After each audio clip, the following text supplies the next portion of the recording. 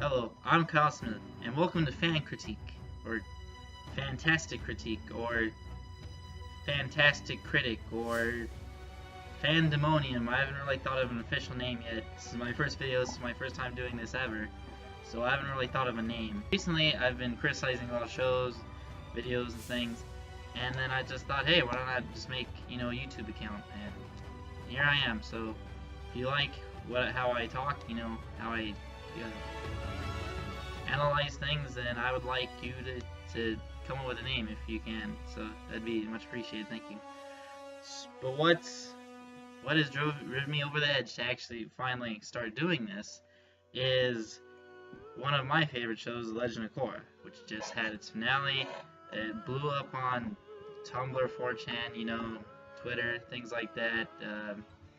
I saw an article, it was in CNN, like it was because of, well, spoilers if you've never watched it and you want to keep it a secret, but because Korra and Asami at the end get together and they're a lesbian couple. So it's just my analysis of the season 4 finale.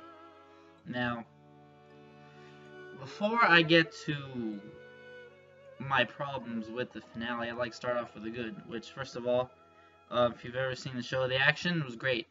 It's always great. The fight between Korra and Kuvira was great up until the end.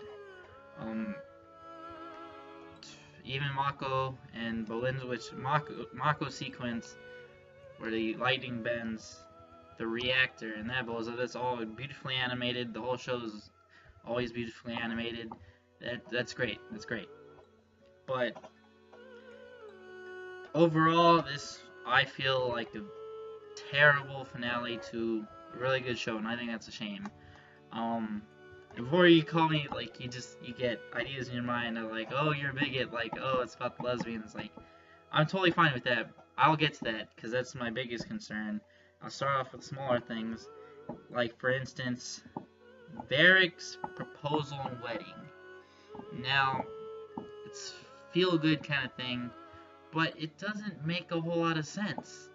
The whole series, Varric has never had any romantic feelings for Julie, and it's pretty evident that he's never have. And while Julie, especially in season 4, seems like she likes him, or at least wants more respect from him and to be treated as an equal, which is totally understandable. But the way they had it, I didn't see them getting married at all. Because he didn't show any interest in her, really. And all of a sudden he proposes, and I'm like, okay. It's not a huge mistake, I think, but it's just, to me, it came out of nowhere a little bit. I don't know. He never showed interest in her. Just a few episodes before, she comes back, he's like, oh, great, you're back. Now get on the, assembly line. Just not a whole lot of romantic feelings there. Like, they fooled us a little bit, earlier in the series, how he almost fell off the train. He's like, oh, you saved my life. So, and then he's like, of course I did. I can't clean up this mess by myself, Kind of fooled us a little bit. So I didn't really think that was going to happen. An even bigger problem, I think, is Kuvira's surrender. Like I said, the fight was great. The fight itself was fantastic. They always are in Legend of Korra. But the end, she just gives up because who knows why.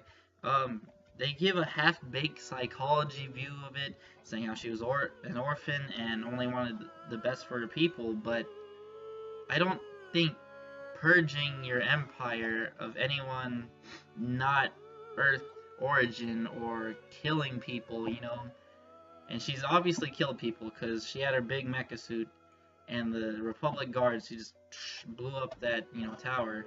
They're dead. They're dead. Just, obliterating the city. It's all, evil things. Throwing dissenters into camps, which I'll get to. That's a point by itself. And she just gives up. She just stops being evil and says, "Oh, you know, I was an orphan. I'm sorry. I have psychological issues. I'll hand myself over." She just totally gives up all the things she's worked for the past 3 years just because Korra saves her, and she's like, "Oh, I'm an orphan. I only wanted what was best." You know, killing people is not. She's not all there. It's obvious that she's not all there, and yet she's gives up just because.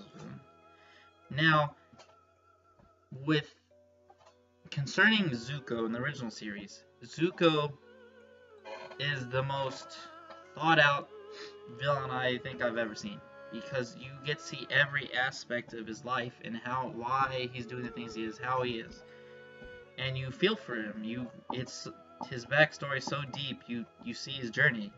I mean, to me, he's just as much a main character as Aang is in the regular, in the original series. In this, Kuvira, all you see her is being a dictator and being told, like, she has little moments with Baatar, who, I mean, she doesn't really even love that much. She almost killed him.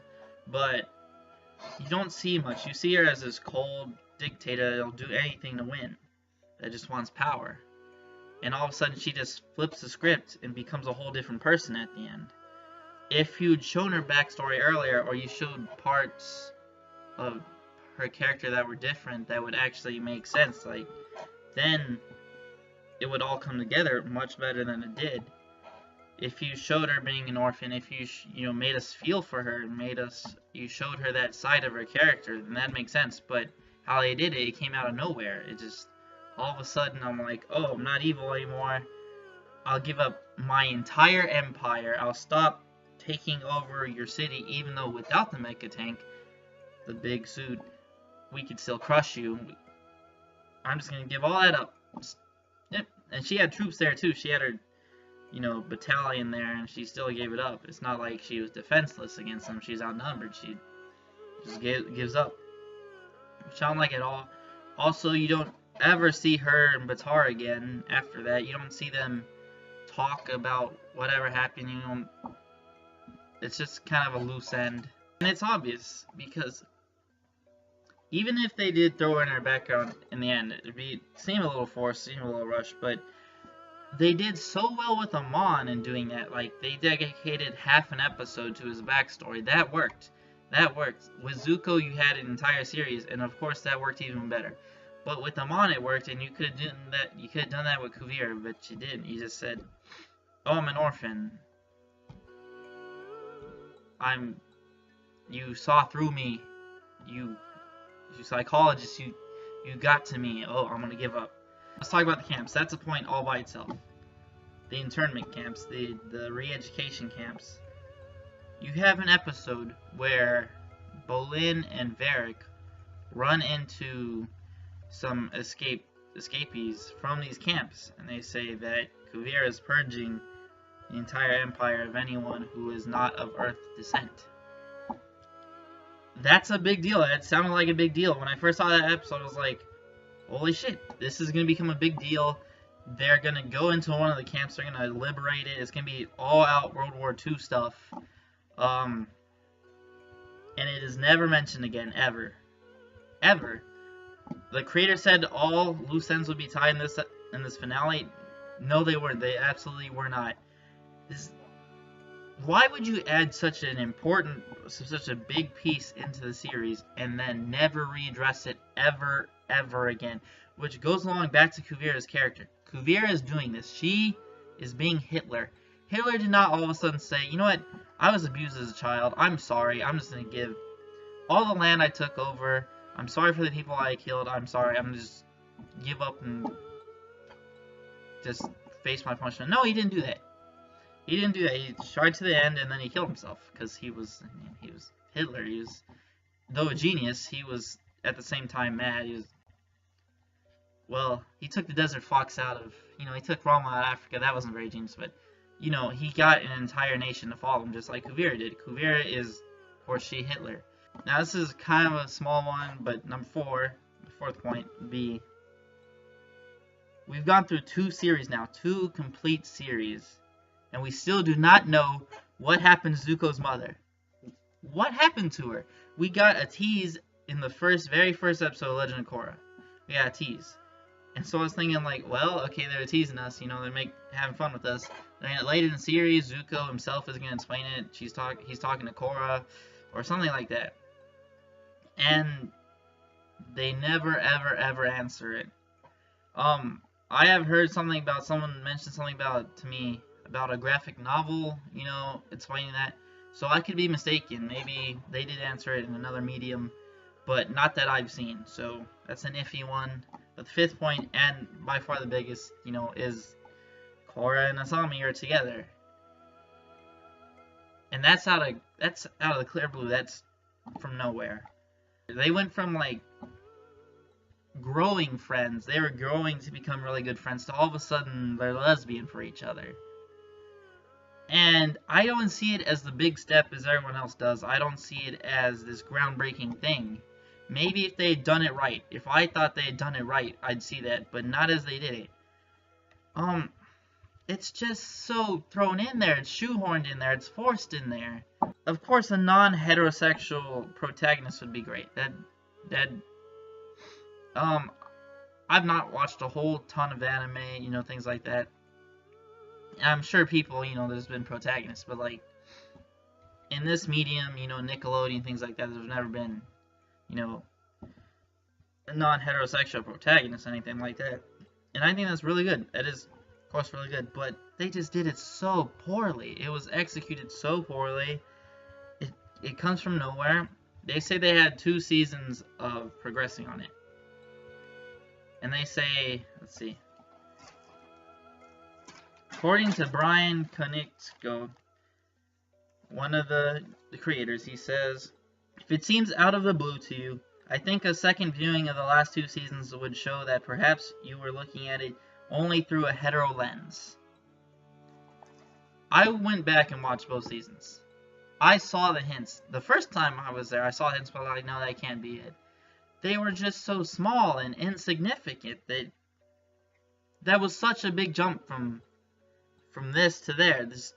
From Korra having more trust in Asami as her being like a friend, to all of a sudden we're lesbian for each other, we're in love with each other, we are together. That is such a big jump. And it just was not done well. I don't understand why the whole season you didn't have them progressing together.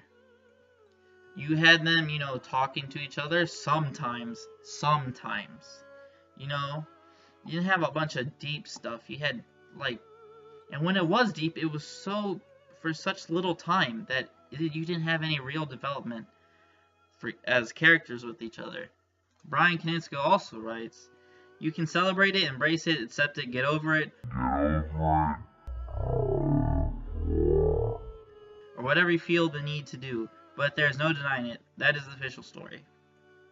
Paired up with the hetero lens part, it seems pretty inflammatory, these comments he's making. And it just seems like they're lesbian, get over it. That's what we wrote. You can't question it or you're a bad person. That's what it sounds like, you know. Paired up with his other interviews that I've seen from the other creator and the show, just says, if you don't agree, you're a bad person. You're a bigot. You're anti-gay, you know. And that's not what I am at all. At least what I am. I just think it was executed so poorly. He also continues, was it a slam dunk victory for queer representation? I think it falls short of that, but hopefully it is somewhat inching forward. Once again, I say, you know, the idea of having a bi or a gay or anything like that protagonist is a good idea. But it just seems like they threw out what was best for the show to go with that idea. They stopped what they were originally writing, you know, mid-writing it, and changed direction. In the finale, I expected one direction and deep understanding of it. Instead, you got multiple directions and very superficial understanding of it. And just, it feels forced to me. My friend is one of actually the smartest person I personally know. We both go to ASU. We're ASU students. I'm a college student. That's what I do. I haven't really introduced myself yet, much. This is my first video, so I should have. But he's one of the smartest people I know, and he's actually trying to get into a NASA program at school, so that's great. I got him into the show, and he loved it from the very first episode, and it seemed like he loved it even more than I did. He was so animated about it. He was always excited for new episodes. But he writes, all in all, the finale was disappointing. Expected a much better wrap-up. I do not think the liberal agenda should have been pushed at the expense of the show's quality. Unfortunately, that was what happened. And paired up with their interviews and how they did the finale, that's what it seems like it was did. They even write, we do this show for us. And they threw out the audience, they threw out the show, they did what their political views told them to do. They didn't do what they thought was best for the show. They didn't do what was best for the audience. They did what they wanted to show. And, which, I mean, it's their show. Of course they have the right to do, but it doesn't make for a good finale. To be honest, it makes for one of the worst finales I've ever seen. And it's just a shame because it's such a good show. And it's just, it seems like they're forcing it so hard, as opposed to the feminism in the show. The feminism in the show is great, because you don't think about it. It's not so glaringly in your face. It's not so forced. It's just there, and you love it. A lot of actually, by the end of the series, most of the strong characters are female. And what's great about how they did it is that it's not like, oh, we're women and we can do just as much as boys can. No, they're just great female characters doing great things. You fall in love with them, you hate them, whatever. They're great characters, and that's what was so good about it, was because it wasn't made such a big deal. They were just good characters. But with this, it's just so in your face in the interviews, just saying, deal with it. This is how we did it. You can't question us. It doesn't make for a feel-good, to me, a feel-good ending. It's just poorly executed. If they wanted to speak out to the gay community, I think that they could have done this so much better. So much better. Like I said, they could have developed the characters how they are together. I mean, they could have even had, love moments before this point. It didn't have to be at the ending. Like with Aang and Katara, you knew they were going to get together at the end. They had moments. You knew at the end they were going to get together. With this, it's just such a shock, but it's not a good one. They could have spoken to the real-life people who are still in the closet. The people having trouble with their sexuality. The people that aren't sure. They could have presented at least one of the girls with just that uncertainty, of, am I actually gay? Am I really feeling these feelings? Are these real feelings? Is this just a phase? Because in real life, I have very limited gay friends. I have one bisexual one. I've met gay people, but I'm myself not gay, so I've never gone through an experience of coming out of the closet, or, finding out for myself, am I gay? Am I bi? Am I straight? What am I feeling? Things like that, curiosity. But I would think that you could have made a much louder message, a much deeper one that connected with people. If you had that thought process, if Korra's thinking, about Asami, if you think about, these doubts and maybe self-doubt and lack of self-confidence in this, and then at the end they finally they're wavering and am I really feeling these, and then at the end then you could have brought them together and I'm like, yeah, I really am, I really do feel these things for you. They didn't do that. I don't think they related to real life situations. It's just all of a sudden, hey, we're together. And it's magical happy ending that comes out of nowhere. And it could have been so much better. It really could have. And That's my problem with it. But the fact that so many people didn't see that coming, and not that you want your show to be so predictable, but isn't that a bad sign? That so many people thought it was just out of left field, that all of a sudden we're lesbian and we're together. And the creator's saying they're lesbian, they're together, get over it, take off your heterosexual lenses. And also, they chose the easiest way possible. They chose 2 girls. Which, I mean, if they want to talk about feminism, they don't need to go like stereotypes and have the first female avatar who has her own show, at least, be lesbian or bisexual. You know? I mean, you already had strong feminism in the show, which now thinking about it, going back, maybe a little too strong. Not that the feminism is too strong, but you're focused so many girls that at the end of the series, no guys get a solid ending. Mako, he saves Bolin and he takes down the thing. He takes down the suit, the armor, the tank, this robot, whatever you want to call it. But he doesn't end up with anyone. He only tells Korra, "I'm here for you," and that's all he gets. He doesn't get anyone. He doesn't get any real fulfilling ending. Bolin and Opal, they're never shown a real ending. There's no guys that get a solid ending. You got Korra and Asami,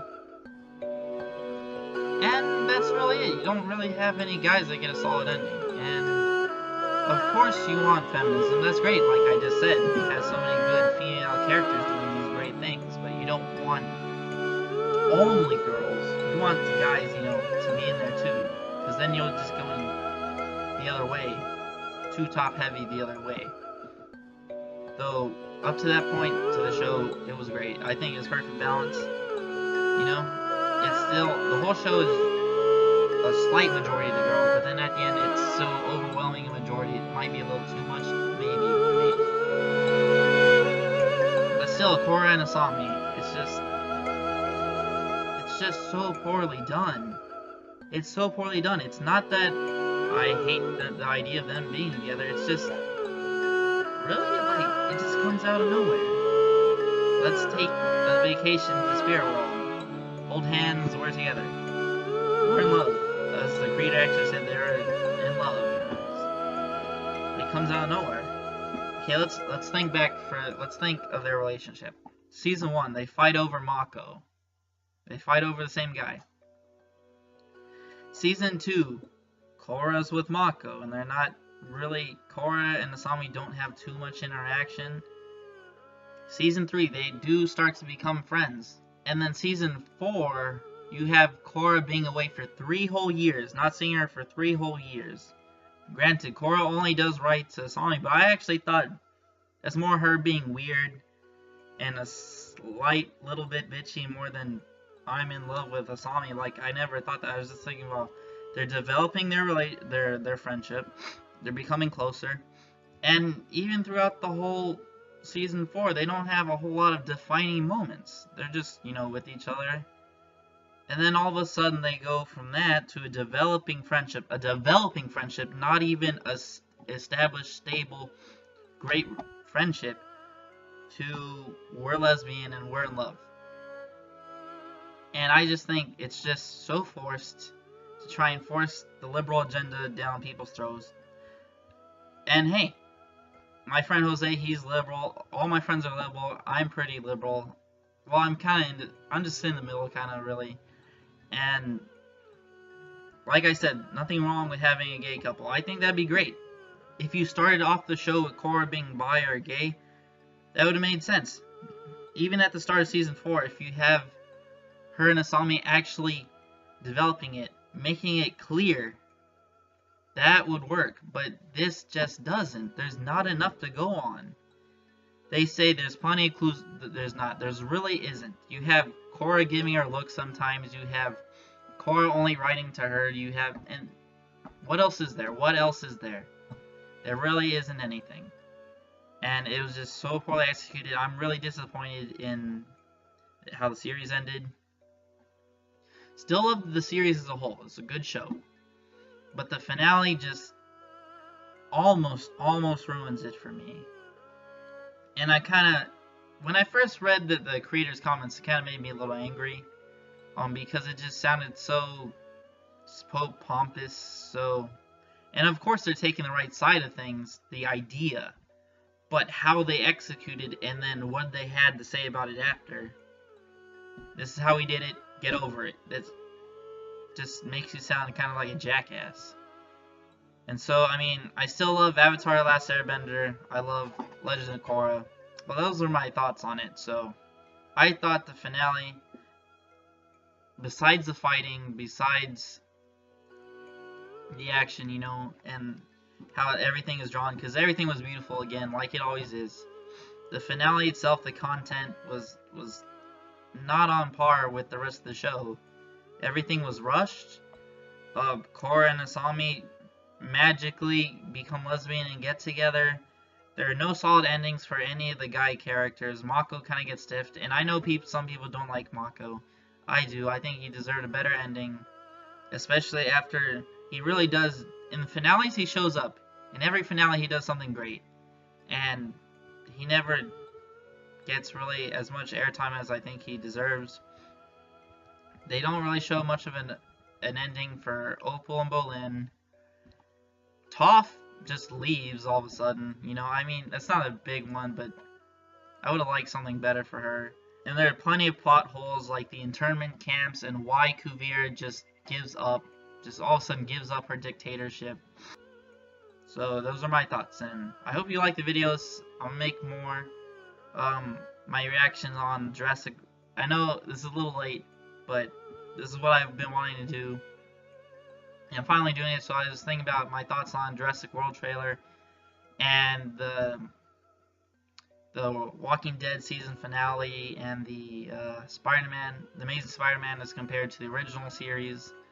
So like, favorite, subscribe. Wait, that's not a thing. Watch, like, and subscribe.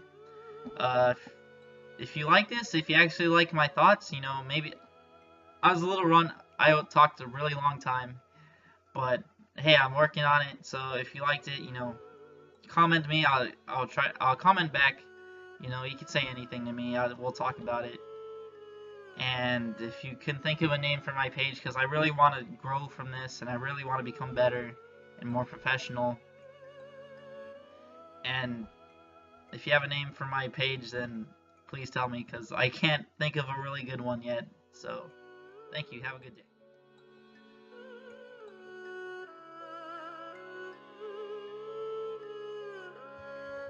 Let me try this one more time without my hetero lenses.